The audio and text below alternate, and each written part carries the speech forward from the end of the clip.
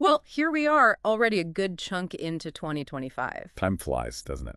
It really does. And, the business world certainly hasn't stood still. Not at all. It's like we're still feeling the ripples from the pandemic. Yeah, I think we're all still adjusting in a lot of ways, figuring out what the new normal actually looks like. Right, exactly. Yeah. Remote work is definitely a big part of that.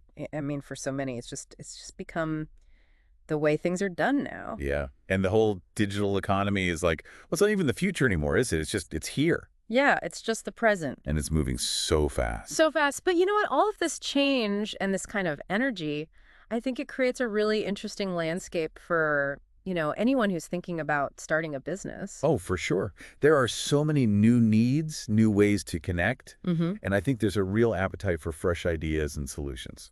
Absolutely. And that's kind of what we wanted to dive into today. Yeah. It's like, what are the opportunities that are right there in front of us, ready to be grabbed? Exactly. So we've pulled together 10 specific business ideas that anyone listening right now could potentially start this year. 10.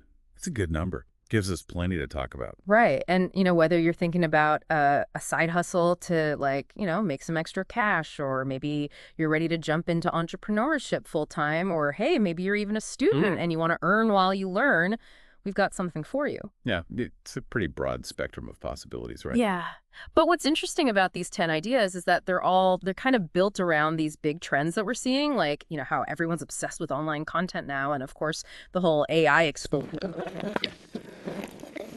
changing with, more and more people working remotely. Right. And a lot of these, the barrier to entry is relatively low.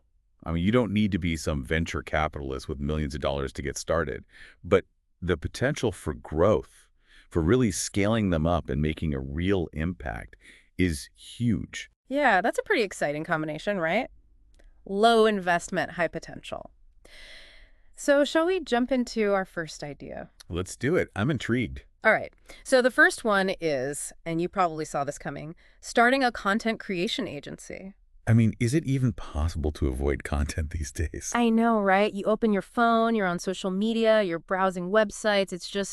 It's content everywhere. It is. It's like content, content, content. It's a content world. We just live in it. And everyone needs it, right? Yeah. Every creator, every influencer, every brand trying to get noticed, they all need a constant stream of high quality content to keep their audience engaged. And that's where this agency comes in. Because let's be honest, creating really good content, it takes time, it takes skills. Think about it.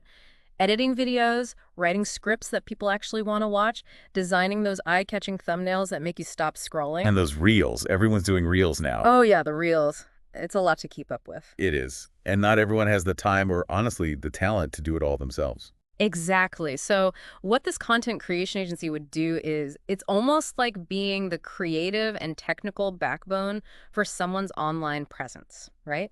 You take their raw footage, their ideas, and you turn it into something polished and professional that really connects with their audience. Yeah.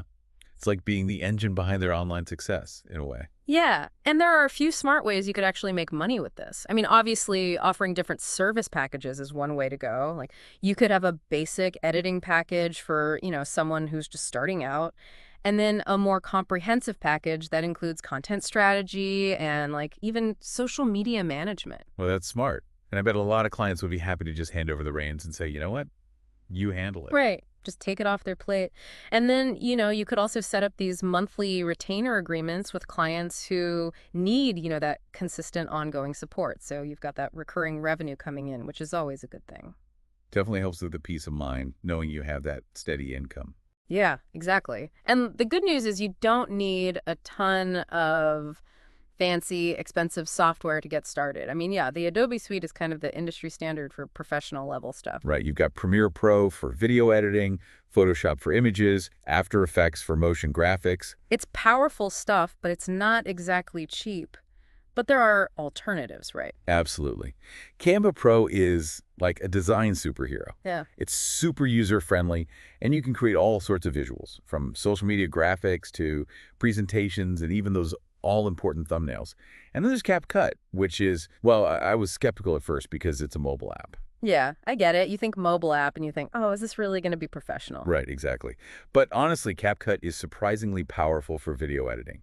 You can do a lot with it, and it's great for creating content on the go. So you can start small, you can keep your costs down, and you can really grow as your business grows. Yeah, that's a good feeling. It's not like you need a massive studio and a team of editors to get this going. Okay, ready for idea number 2? Hit me with it. Okay, this one is all about, well, the buzziest topic in the tech world right now. Let me guess. AI. You got it, AI. Becoming an AI automation consultant. Okay, that's intriguing. Yeah. Because everyone's talking about AI, right? But I think a lot of people, especially small businesses, they're still kind of scratching their heads and wondering, okay, how do I actually use this? What does this mean for me? Exactly. They know it's powerful. They know it has the potential to, make their lives easier and their businesses more efficient, but they're not sure where to even begin. Yeah, it's a bit overwhelming, right? There's so much information, so many tools, so many possibilities. Yeah. So that's where the AI automation consultant comes in. You become the expert, the guide who helps these businesses navigate this whole AI landscape and figure out how to make it work for them. I like it. So, like, what would that actually look like in practice? What are some specific things you could help businesses with? Well, think about tools like ChatGPT, which is, it's kind of taken the world by storm. Everyone's using it to write everything from emails to blog posts to, even code. Yeah, it's crazy how versatile it is. Yeah. But I can see how a small business owner might not know how to harness that power effectively. Right. So you could show them how to use ChatGPT to, let's say, draft marketing materials or, even handle those initial customer inquiries, like, answering those frequently asked questions. Yeah, that would free up a lot of their time. And then there's Notion AI, which, man, I've been using Notion for organization and project management, and the AI features they've added are incredible. Right. Notion AI can, summarize meeting notes for you, can help you brainstorm ideas. It can even write blog posts and social media It's captions. amazing how much it can do. Yeah. And I bet a lot of businesses could benefit from that kind of AI-powered organization and productivity boost. Yeah, definitely. And then you've got tools like Zapier, which is all about automation. Oh, yeah. Zapier is a lifesaver. It connects all your different apps and automates those repetitive tasks that nobody likes doing. Exactly. So you could show businesses how to use Zapier to, I don't know, automatically send a welcome email to new subscribers or, create a task in their project management app when a new order comes in. So many possibilities. It's Yeah. about taking these powerful AI tools and actually showing businesses how to use them in a way that makes a tangible difference to their bottom line. Exactly. And in terms of the business model, well, the sources suggest a couple of approaches. So first, you could charge an initial fee for, kind of assessing their needs, setting up those initial AI integrations, getting them up to speed. Yeah, it's like the getting started package. Hmm. Get them comfortable with the tools and how to use them. Right. And then because AI is always evolving, right, there are new tools coming out all the time. So you could offer ongoing monthly support and maintenance packages. So you're kind of their, like, AI partner, helping them stay on top of the latest developments and making sure they're getting the most out of their investment. I like that. It's not just a one-time thing, it's an ongoing relationship. Yeah. And it makes sense because AI isn't a set it and forget it thing. It's constantly evolving. Yeah, exactly. And I think it would be smart to specialize in a particular industry, like maybe you focus on e-commerce businesses because they have a lot of customer interactions that could be automated, Well, that's a good one. or real estate agencies. They have a lot of property listings, a lot of client communication, a lot of tasks that AI could streamline. Right. So by focusing, you really build that expertise and become the go-to person for AI solutions in that specific niche. Yeah, it makes your marketing easier too, right? Yeah. Because you're speaking directly to the needs of a specific audience. Exactly. All right. Ready to move on to idea number 3. Bring it on. This one has the potential to generate income even while you sleep. Now that's what I'm talking about. Sounds intriguing already. What is it? It's creating a digital product store. Oh, that's interesting. So we're moving away from physical products and into the digital realm. Yeah, it's all about leveraging the internet to sell, well, digital assets that you create once and then can sell repeatedly to an unlimited number of customers. Okay, I'm starting to see the passive income potential here. But what kind of digital products are we talking about? Well, the research we've done suggests that things like ebooks are a good option, especially if you have expertise in a particular niche topic. Yeah, those make sense. People are always looking for information and guidance. Right. And then there are customizable templates for, well, really for anything you can think of, from social media graphics to business plan outlines. Oh, templates are great. They save people so much time and effort. Exactly. And then, pre-built Notion dashboards are really popular right now, especially for people who, are really into productivity and organization. Yeah, those are awesome. You can have a dashboard for managing your projects, a dashboard for tracking your finances, a dashboard for planning your meals. Like, the possibilities are endless. Right. And then, even something as simple as professional resume and cover letter templates, those are always in demand, especially with so many people job hunting. Oh, yeah, good point. And what I really like about this digital product idea is that the initial investment is so low. You're not dealing with manufacturing costs, shipping costs, inventory management. Exactly. It's all digital, so once you create it, the cost of selling additional copies is basically zero. That's amazing. And that's what leads to that, that dream of passive income, right? Yeah. You create the product once, and then it keeps generating revenue for you even while you're sleeping. Hopefully you're getting some sleep, but yeah, the potential is there. It is. It is. So how do you actually go about selling these digital products? Do you need to build your own website, set up your own payment processing? No, thankfully not. There are platforms out there that are specifically designed for this kind of thing. The sources mention Gumroad, which is a great option for individual creators who are just starting out. Okay, I've heard of Gumroad. It's super user-friendly, right? Yeah, it's really easy to use. And then there's Etsy, which, well, Oh, Etsy. yeah, Etsy's huge. Yeah. I mean, it's known for handmade and vintage items, but they also have a big market for digital products now. Right. So if you're selling something like, craft templates or design assets, Etsy could be a really good option because they already have that massive built-in audience. Makes sense. And is there another one? Yeah, there's also PayHip, which is kind of like, a good middle ground. It has more features than Gumroad, but it's not quite as massive as Etsy. So you can kind of choose the platform that best suits your needs and your target market. Exactly. They all handle things like payment processing and file delivery, so we don't have to worry about the technical stuff. That's a relief. Yeah. It lets you focus on what you're good at, which is creating those awesome digital products. Okay, let's move on to idea number 4. And this one is all about riding a wave that just keeps getting bigger. Okay, I'm intrigued. What wave are we riding? The podcasting wave. Oh, yeah. Podcasts are everywhere now. I mean, I feel like everyone and their dog has a podcast these days. It's true, it's true. But that's actually good news if you're thinking about offering podcast production services. Okay, I see where you're going with this. Because while it's easy to start a podcast, I mean, you can basically record on your phone these days, making it sound good, making it engaging, making it stand out from the crowd. That's a whole other story. Exactly. It takes time, it takes skill, it takes, a certain level of technical expertise. So there's a real need for people who can provide those services and help podcasters, take their shows to the next level. Yeah, I get it. So what kind of services are we talking about specifically? Well, obviously, audio editing is a big one. Removing those ums and ahs, cleaning up the sound, making sure the levels are balanced. Yeah, that's essential. Nobody wants to listen to a podcast that sounds like it was recorded in a wind tunnel. Exactly. Yeah. But it goes beyond just audio editing. Yeah. I mean, think about crafting compelling show notes, those little descriptions that appear with each episode. Yeah, those are important. They're kind of like your elevator pitch for the episode, right? Yeah. They need to grab people's attention and make them want to listen. Exactly. And then there's managing the distribution of the podcast across all the different platforms, Apple Podcasts, Spotify, Google Podcasts, all of those. Oh, yeah, that can be a headache. Each platform has its own little quirks and requirements. Right. And then, even developing the podcast's overall branding, including the cover art and the intro and outro music. It's like creating the whole package, making it look and sound professional and Yeah. appealing to listeners. Exactly. So who would be the ideal clients for this kind of service? Well, I think coaches and consultants are a good target market Yeah. because they're often using podcasts to build their authority and reach a wider audience. Yeah, it's a great way for them to share their expertise and connect with potential clients. And then there are entrepreneurs who are, always looking for ways to promote their businesses and connect with their target audience. Right. And even authors, they can use podcasts to promote their books, connect with readers, and build a following.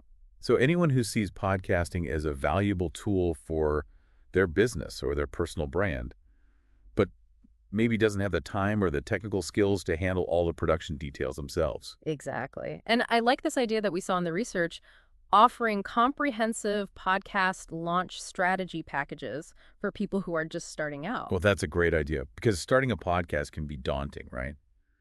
There's so many things to think about. Yeah, it's overwhelming. Mm. So being able to guide them through the whole process from developing their concept to recording their first few episodes and getting them out into the world, that could be a really valuable service. Definitely. It's about positioning yourself as the expert who can handle all that technical and logistical stuff so they can focus on creating great content. Okay, ready for idea number 5. Lay it on me. Okay, this one is a bit more grounded, a bit more local.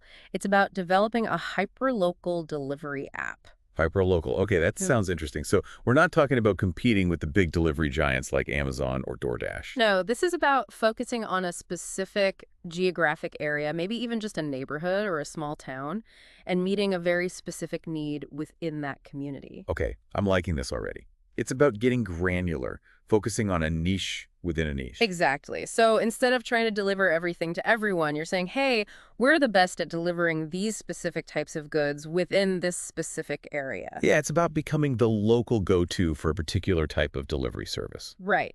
And the research we've done suggests some really interesting possibilities. Like, imagine a delivery service that partners exclusively with local independent grocery stores to offer fast delivery within a defined neighborhood. Oh, that's a great idea. People love supporting local businesses, and they love the convenience of delivery. Right. Or how about a service that focuses on delivering prescription medications from local pharmacies to people who, maybe have mobility issues or just can't easily get out to pick up their meds? Yeah, that's a real need, especially for elderly folks or people with disabilities. Exactly. And you could even specialize in delivering, high quality pet supplies from local boutiques. I love that. People are crazy about their pets, and they're willing to spend money on them. Right. So by focusing on a niche and a limited area, you can offer a more personalized and efficient service.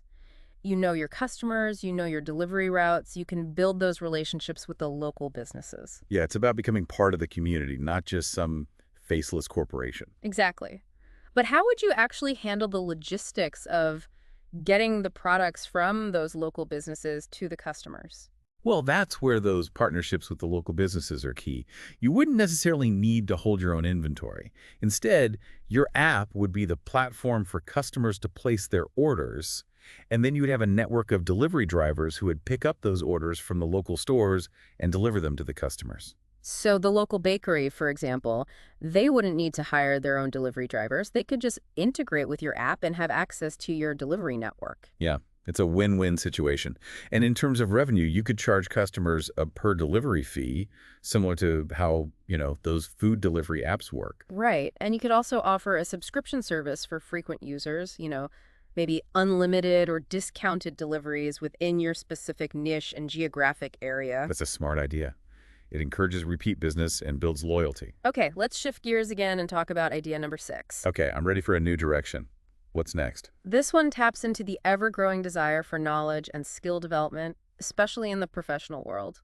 I mean, it feels like everyone's trying to learn new things these days, either to advance their careers or just stay relevant in a rapidly changing job market. That's so true. So the idea is to create an online learning platform focused on micro courses. Micro courses. Okay, I like that. Yeah. It's not about, those long, drawn-out, multi-week courses that can be really time-consuming. Exactly. It's about recognizing that people often need to acquire very specific skills quickly and efficiently. They don't necessarily have the time or the need for, a full-blown university course. Right. It's about meeting those very specific learning needs in a targeted and concise way. Exactly. So instead of committing to a month-long program, you're offering these bite-sized learning modules that focus on one very specific skill. I like that. It's like laser-focused learning. Exactly. And the research suggests that there's a lot of demand for micro courses that teach very practical in-demand skills. Yeah, I can see that.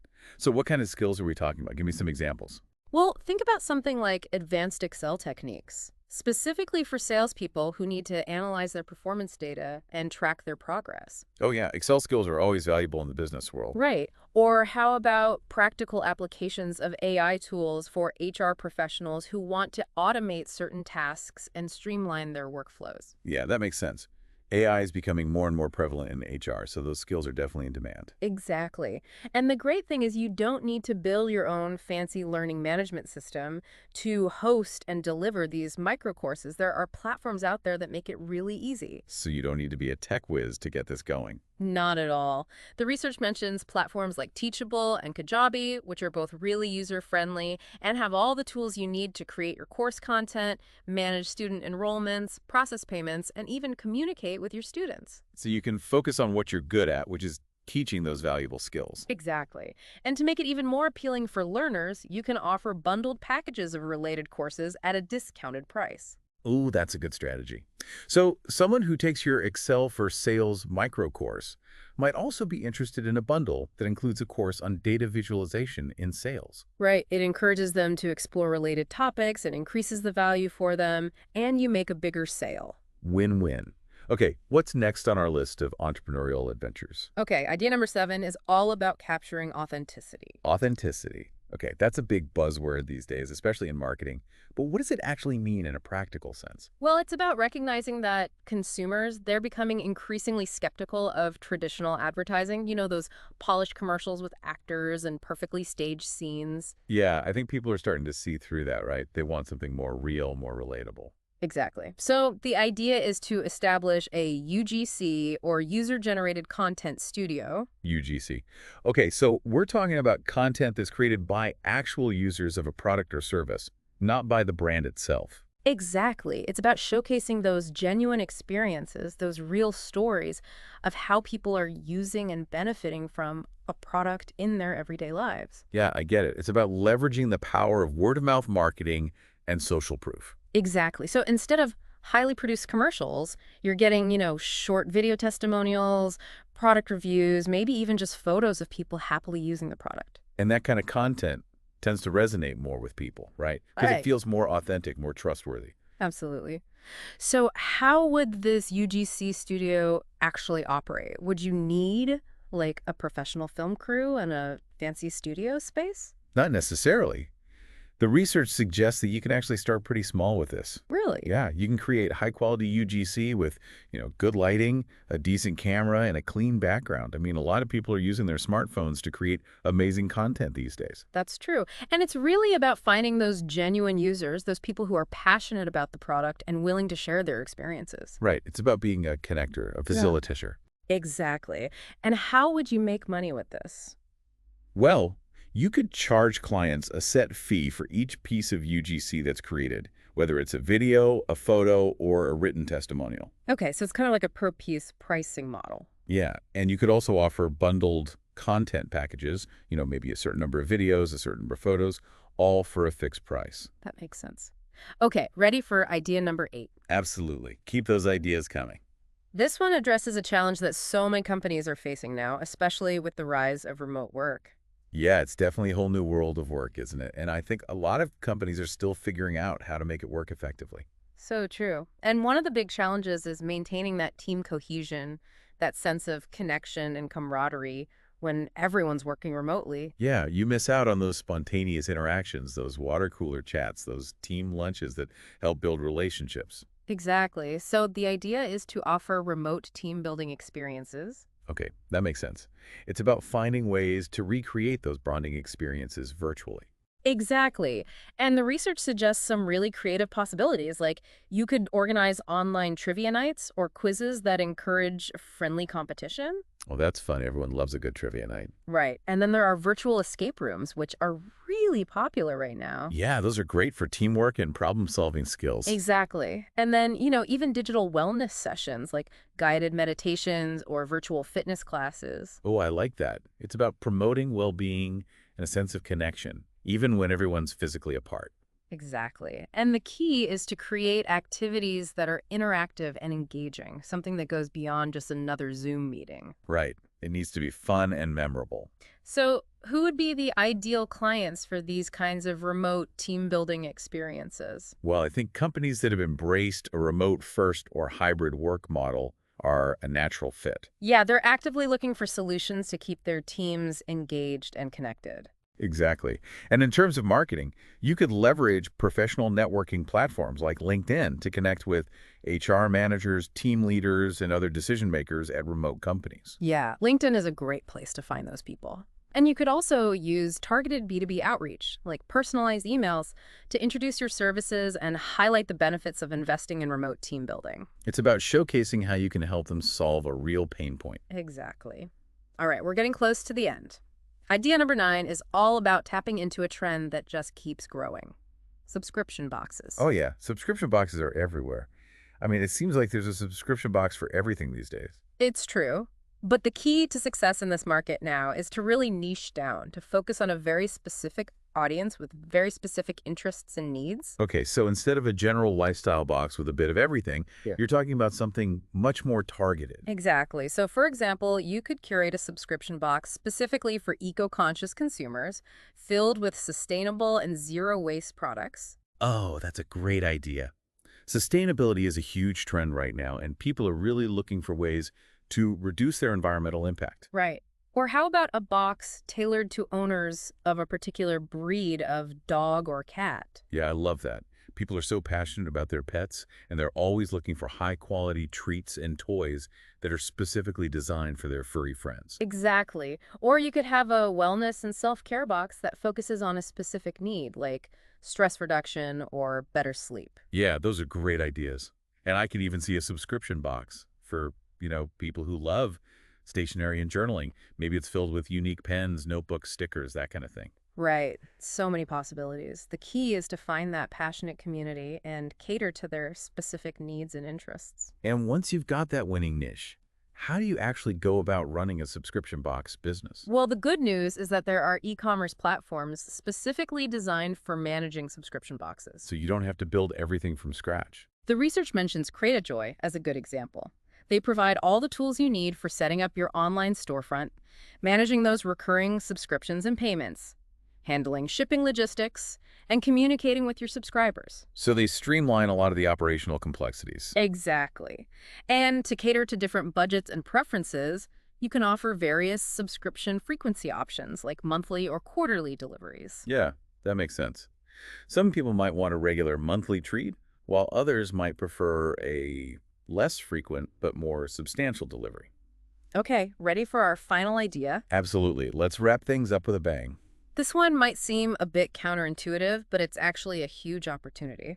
Counterintuitive. Okay, I'm all ears. Tell me more. It's about providing digital marketing services for offline stores. Offline stores. Okay, that's interesting because we're always hearing about e-commerce and online businesses, but there are still so many brick-and-mortar stores out there. Right, and they often get overlooked in this digital frenzy. But the truth is, a lot of these businesses, they need help with their online presence. They need help reaching those local customers who are searching for products and services online. Yeah, I can see that. They might have a website, but it's not optimized for search engines. Mhm. Or maybe they have a social media presence, but it's not very engaging. Exactly. So you could come in and be their digital marketing expert, helping them with things like local SEO so they show up when people search for relevant terms on Google Maps. Yeah, local SEO is huge for brick-and-mortar businesses. They need to be found when people are searching for something nearby. Right. And then you could help them create engaging social media pages, like on Instagram, to showcase their products, their services, their connection to the community. Yeah, Instagram is a great way for local businesses to connect with potential customers visually. And you could even help them implement things like WhatsApp automation to improve their customer communication. Oh, that's a good one. People love using WhatsApp, so it's a great way for businesses to provide quick answers to inquiries and offer personalized service. And the good news is that a lot of these small businesses, they don't have huge marketing budgets. So you could offer affordable service packages that are tailored to their needs and their resources. Exactly. And the research suggests that this is a huge market with potentially less competition than the purely online marketing space. Makes sense. A lot of online businesses are already savvy with digital marketing, but many offline businesses are still trying to catch up. So there you have it, 10 business ideas for 2025. Just to recap, we talked about starting a content creation agency, offering AI automation consulting, launching a digital product store, providing podcast production services, creating a hyperlocal delivery app, building an online learning platform with microcourses, running a UGC studio, organizing remote team building experiences, curating a niche subscription box, and providing digital marketing for offline stores. Wow, that's quite a list. It's amazing to see how each of these ideas taps into these big trends that are shaping the business world right now, from the rise of online content and AI to the shift toward remote work and the enduring importance of local communities. Yeah, it really feels like there's an opportunity for everyone, no matter what your skills or interests are, personally, I think.